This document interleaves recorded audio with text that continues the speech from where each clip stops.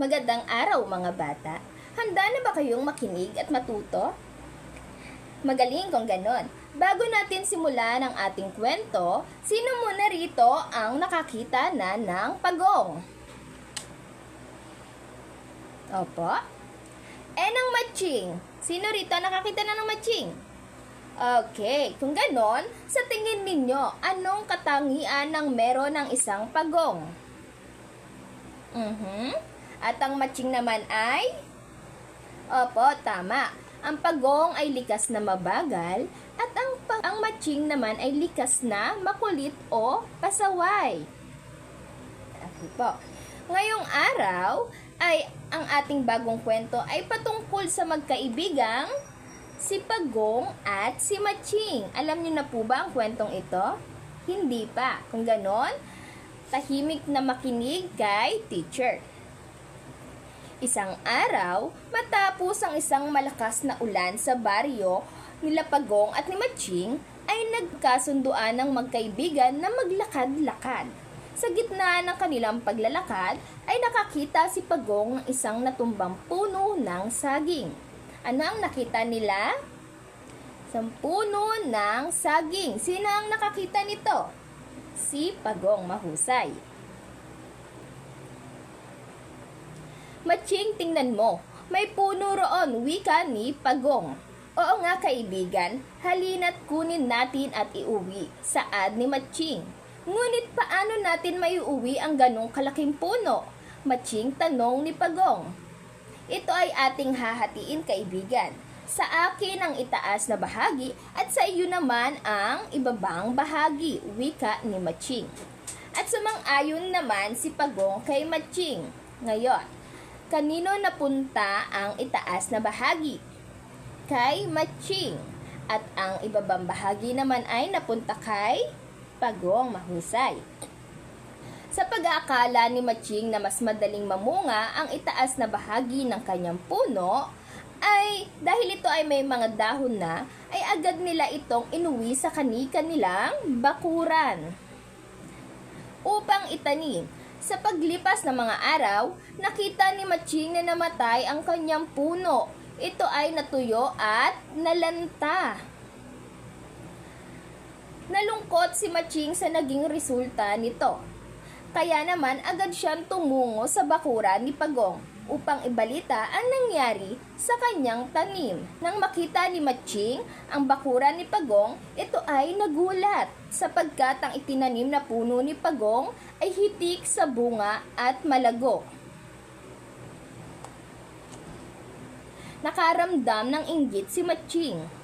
Kaya naman, nang makita siya ni Pagong, Matching, nang makita ni Pagong si Matching na nakatingin sa kanyang tanim, kaibigan, ano ang ginagawa mo sa aking bakuran? Kamusta ang iyong tanim? Ito ba'y namungan gaya ng akin? Ang tanong ni Pagong. Malungkot na umiling si Matching at sinabi kay Pagong ang nangyari sa kanyang tanim. Ano nga ba ulit ang nangyari sa tanim ni Matching? Ito ay nalanta at namatay. Huwag ka nang malungkot, kaibigan. Ang bunga ng aking tanim ay sadyang marami. Kaya gusto mo ay hati na lamang tayo, saad ni Pagong. Tuwang-tuwa si Matching sa sinabi ni Pagong.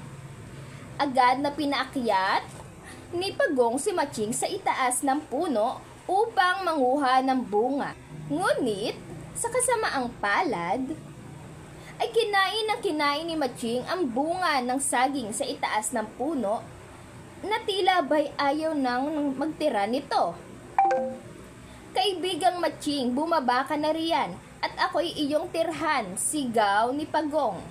Tila ba'y walang naririnig si Matching at patuloy pa rin sa pag-ubos ng bunga na itinanim ni Pagong. Sa inis ni Pagong, ay agad itong naghanap ng tinik upang ilagay sa ibaba ng puno. Nang sa ganon ay hindi na makababa at makaalis si Matching sa itaas ng puno.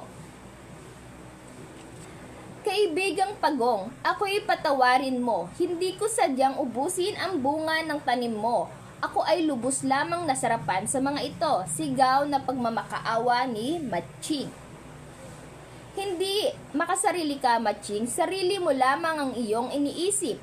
Nararapat lamang sa iyo yan. Galit na sinagot ni Pagong.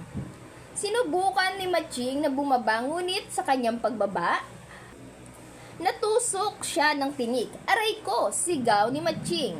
At agad na napatalon pabalik sa itaas ng puno. Sa galit ni Matching ay binantaan niya ang kanyang kaibigang Pagong.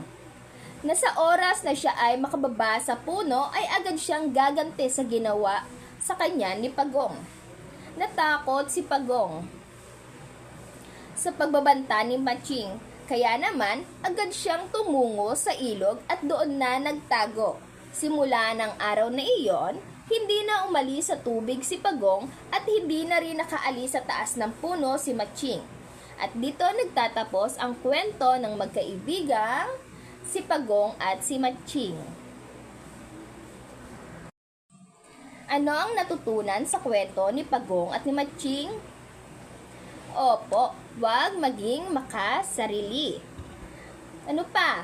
Huwag maging matakaw o mahusay. Ako ay nagagalak sapagkat kayo ay may natutunan sa ating maikling kwento. Salamat po.